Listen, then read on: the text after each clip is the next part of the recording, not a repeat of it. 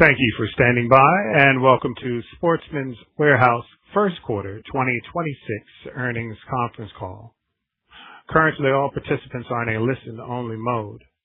After the speaker's presentation, there will be a question-and-answer session. To ask a question during the session, you will need to press star 11 on your telephone. To remove yourself from the queue, you may press star 11 again. I would now like to hand the call over to Riley Timmer, Vice President of Strategic Programs and IR. Please go ahead. Thank you, operator. Participating on our Q1 2026 call today is Paul Stone, our Chief Executive Officer, and Jennifer Fall Jung, our Chief Financial Officer. I will now take a moment and remind everyone of the company's safe harbor language. The statements we make today contain forward-looking statements within the meaning of the Private Securities Litigation Reform Act of 1995, which include statements regarding expectations about our future results of operations, demand for our products, and growth of our industry. Actual results may differ materially from those suggested in such statements due to a number of risks and uncertainties, including those described in the company's most recent Form 10-K and the company's other filings made with the SEC. We will also disclose non-GAAP financial measures during today's call. Definitions of such non-GAAP measures, as well as reconciliations to the most directly comparable GAAP financial measures, are provided as supplemental financial information in our press release included as Exhibit 99.1 to the Form 8-K we furnished to the SEC today, which is also available on the Investor Relations section of our website at sportsmans.com. I'll now turn the call over to Paul. Thank you, Riley, and good afternoon, everyone. Before we begin, I want to recognize our dedicated outfitters across the country.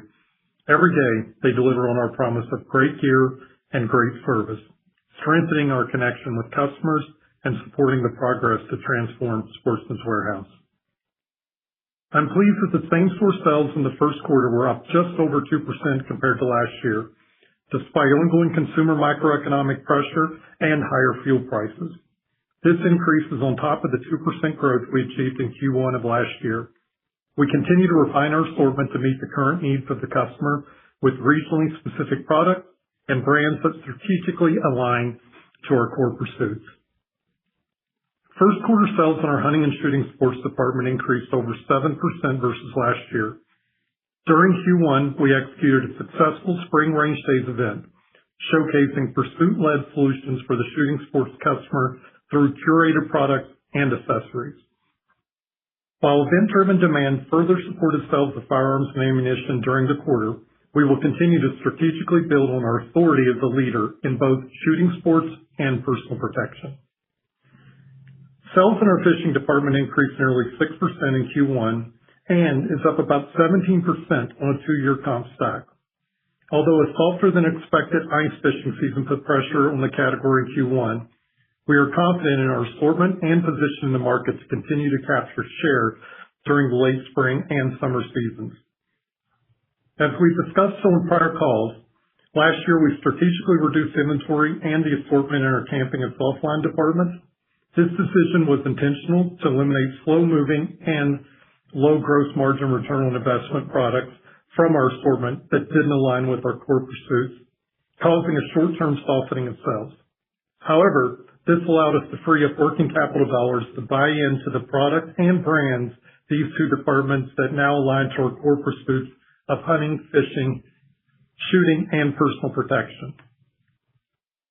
Newness for the summer season is now landing in our stores with a focus on quality and value with name brands that customers recognize. We will continue to build out these two complementary categories to provide a full solution for our passionate outdoor customers. Our e-commerce business outperformed again, with e-com driven sales up over 6% in the quarter. This underscores the strength of our omni-channel model and the growth potential in our core pursuits. Because firearms, and in certain states, ammunition require in-store pickup, our e-com business naturally drives traffic into our stores. We continue to strategically leverage this advantage to support growth across both digital and store sales.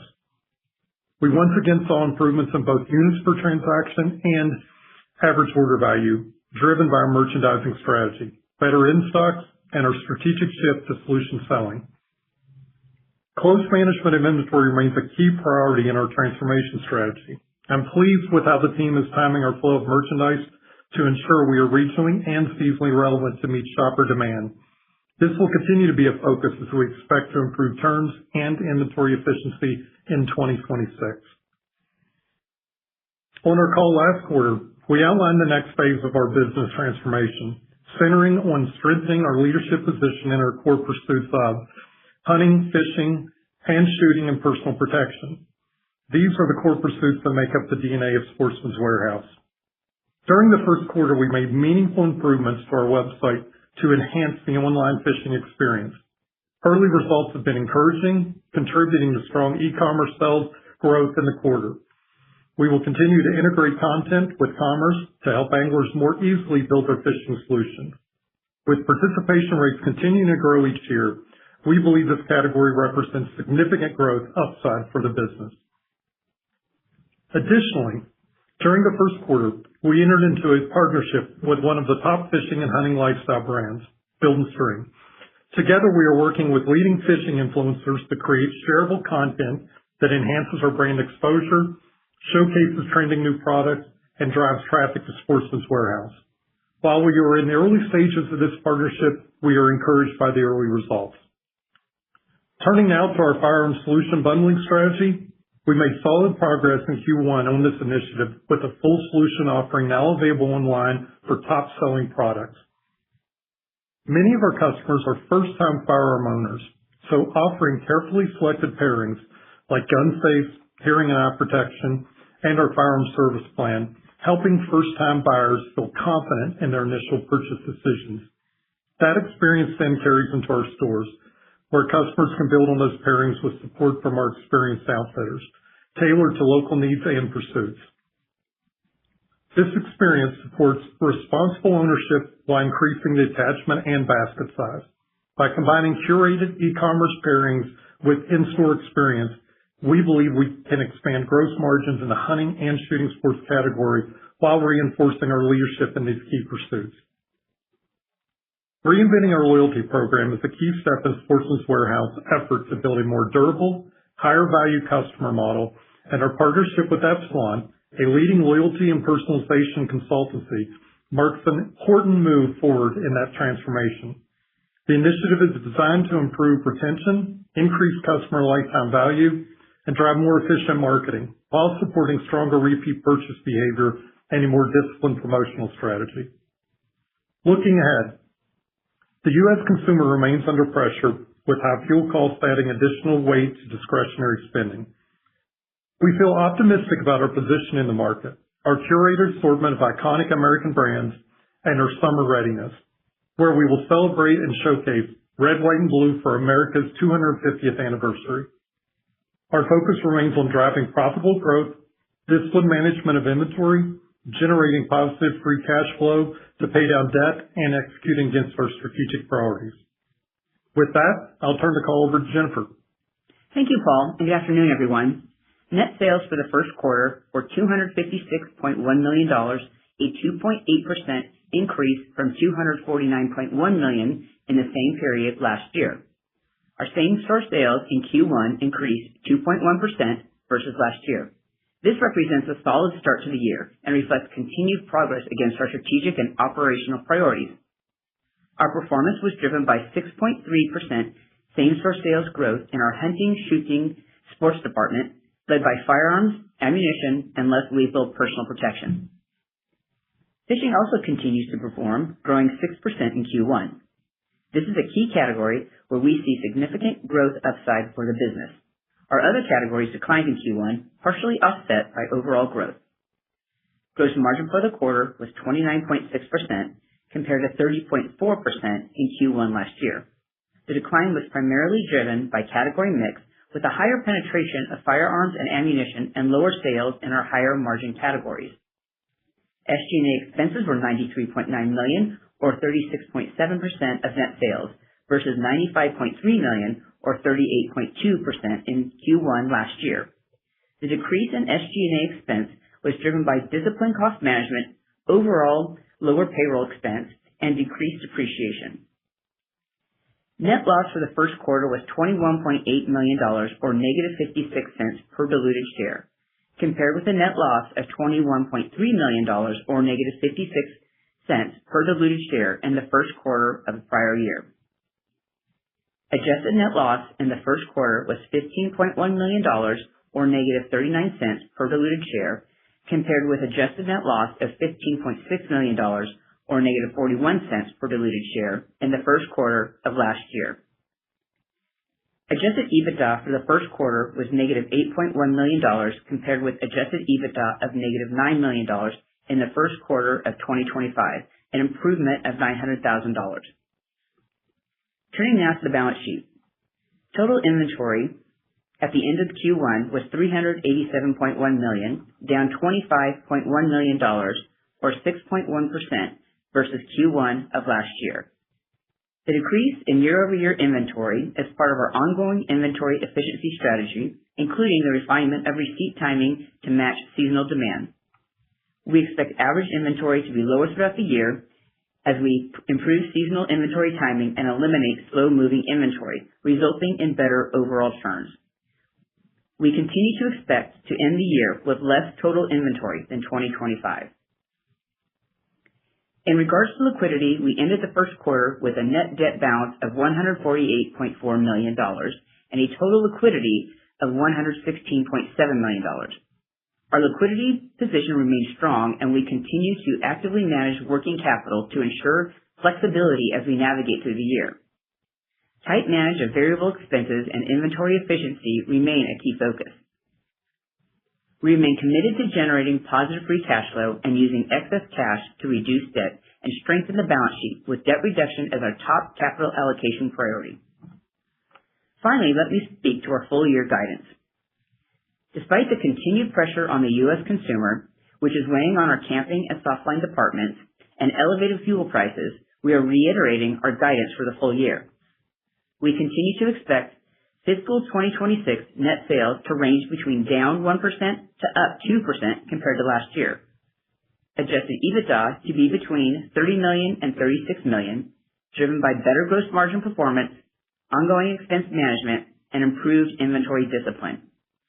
And capital expenditures between $20 million and $25 million, primarily relating to technology investments to improve store service and merchandising productivity, as well as normal store maintenance. To reiterate, our priorities for 2026 are driving profitable comp store sales growth through the execution of our strategic initiatives, managing our inventory efficiently, and using excess free cash flow to pay down our debt and strengthen our balance sheet. That concludes our prepared remarks for today. I will now turn the call back to the operator to facilitate questions. Thank you. As a reminder, to ask a question, you will need to press star 11 on your telephone. To remove yourself from the queue, you may press star 11 again. Please stand by while we compile the Q&A roster.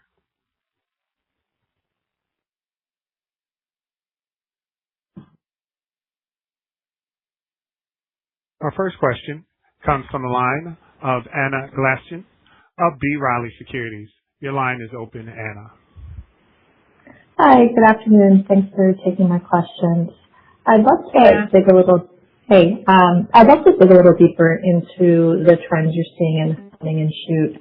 Obviously, you called out, there is some event-driven demand that's helping the category, but with the data you have in front of you, could you maybe share to what extent is, underlying strengthening of the category, maybe you guys gaining share versus maybe the event-driven benefit? Thanks. Yeah, thanks, Anna. This is Jennifer. So what we saw in Q1, as we talked about a little bit on our previous call about February, we did see strength across the quarter in this category. February in and of itself, we actually walked away from one of our events to really focus on strategic profitable growth. So February wasn't as strong as March and April combined. And for March and April, we do look at them combined simply because of the Easter shift. So they did outperform prior year in April and March combined. As we're looking towards May, what we're seeing is a little bit more of a stabilization. I think as we talked about before, Sometimes you see the event-driven or external-driven demand that we do see a little bit of a stabilization post that, and we're experiencing that right now, but feel really good about where the category is, how it performed in Q1, and what it'll do in Q2. Got it. That makes sense. I guess that leads into the next question. Can you share, put a little bit more of a finer point on the trends you're seeing overall in May? Yeah, we're seeing, we still have a very healthy business. Hunt and shoot are really driving our Q1 business.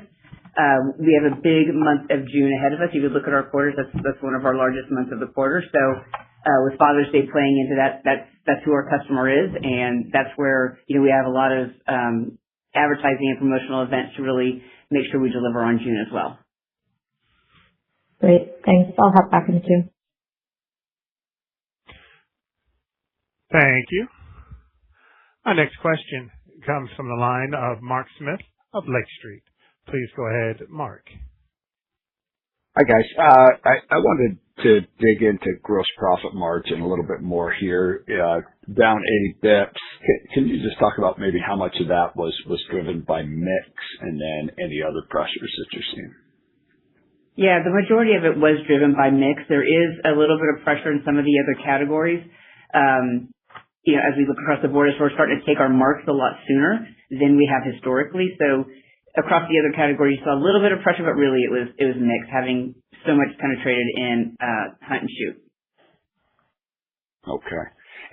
And then I also wanted to ask about e-commerce. Trends there look really solid. Just curious if you can give us maybe any more insight about, how that's continuing to trend, how you feel about that progression, and maybe where you think it can go over time. Yeah, so we've been really putting our elbow against our e-commerce business. We feel it's really well positioned. The team did a lot of work from an experiential perspective on the fish business, and we're seeing great results from that. We're also focused on our search engine. We think there's work to do there, but we have some great plans in place to continue to drive that. I'll let Paul speak a little bit more to it, but we do have a lot of confidence in our e-com business, but we do think that some of the initiatives that we've put into place are what's helping drive that business. Yeah, I think overall, Mark, we know that we need to invest in it, and really in a couple different areas. One is fish, and we know that we have a lot of upside there from a penetration and what it looks like, and the ease of shop for the consumer. We made some significant changes over the last quarter, and then even really digging into the fly component, which is extremely, it's a big part of our business due to our location and where we have the majority of our stores. And the team over the last 3 weeks really went back and refined what that shopping experience can look like for the consumer. So we continue to lean into it. We've underinvested in the past in our e-com business. We're both, I think, looking at it from a fish and then from a solution standpoint on how we attach. And as we get into the hunt season this year, we expect to have a much better product on our e-commerce platform to allow us to have solution-based selling for the first time, to really take pressure off of our outfitters in the stores as consumers flow to the stores, and will allow for a solution-based selling online versus transactional selling that we've done in the past. So we'll continue to lean into it. We think, the beauty of our business is that 70-75% of that consumer flows to the store to create traffic, and it starts online. And the work's been done in the stores and putting them in a better position and allowing our outfitters to be able to serve the customers better. We've got to do a better job on the initial experience, and I think what we've seen already from overall fish and then in particular fly with the adjustments we've made, and then on schedule by the time we get into hunt season to have a solution base for our firearm and our hunt business as well. Perfect. And the last category I wanted to ask about was just camping. Curious if you can kind of rank or talk about kind of the moving parts there, from weather, pressure on the consumer, maybe your planned drawdown on the inventory and competition, kind of what's happening there, and any focus or work that you think you could do to drive camping. Yeah, inventory's been a good position. I think I mentioned it last quarter, the way the team has bought. I think we're positioned well. It's been soft for weather and it's been cold to start the summer as well as wet in comparison to last year and the historical data that you see there. So it's been a little soft to start. And I think as we went and moved out of some of our low gym subcategories, in particular in camp, to where we could reinvest those back into our pursuits around hunting, fishing, and personal protection shooting. We've invested those dollars into the categories that resonate with the customer. So as you're getting out of some of the subcats, it just didn't work that we tied up. If you're coming against that, you're comping that. But we feel really good with what the inventory position looks like for summer, and with little to no risk as we get out of that product like we've had in the last 2 to 3 years in the past, or we just continue to work to try to get out of these categories. I feel really good with what the team's done to position ourselves well for the future. Perfect. Thank you. Thank you.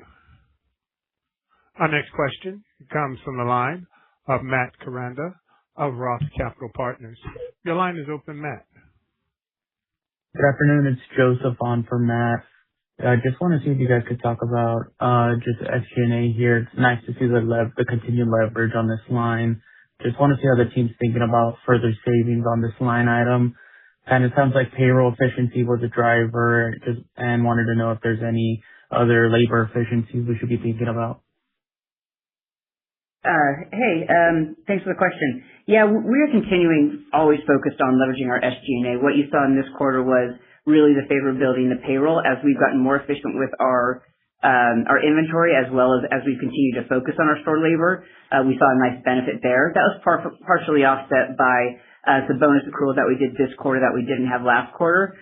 And that will be the one headwind as we move through the year from an SG&A perspective will be, the bonus accrual just year over year, assuming we continue to perform. That was really, payroll is the biggest component of the savings there. It's not an SG&A, but I'll just go ahead and speak to it. It's more in the margin component.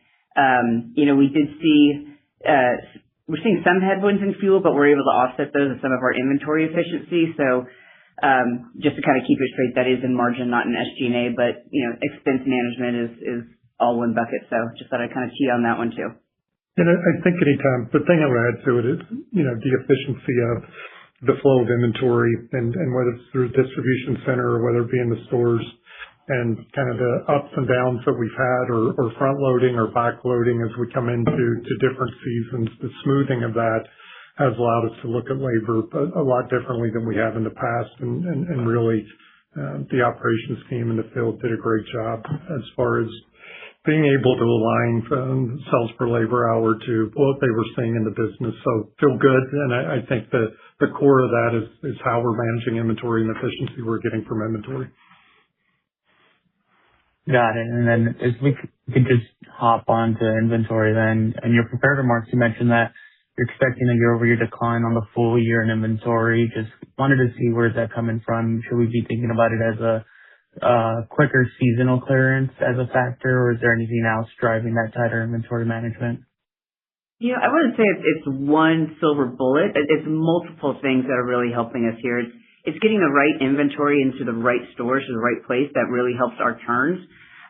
It is, a benefit of us making sure that we are taking our seasonal marks when we should be taking our seasonal marks, which I don't think historically we've been as great at doing so.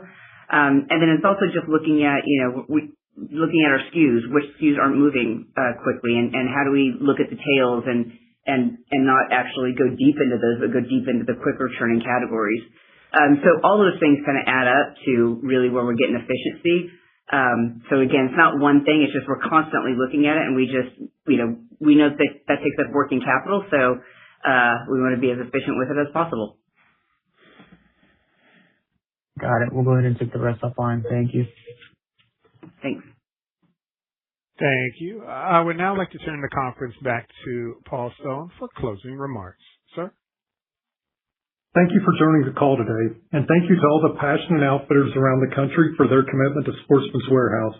Together, we look forward to providing our customers with great gear and exceptional service. Thank you. This concludes today's conference call. Thank you for participating. You may now disconnect.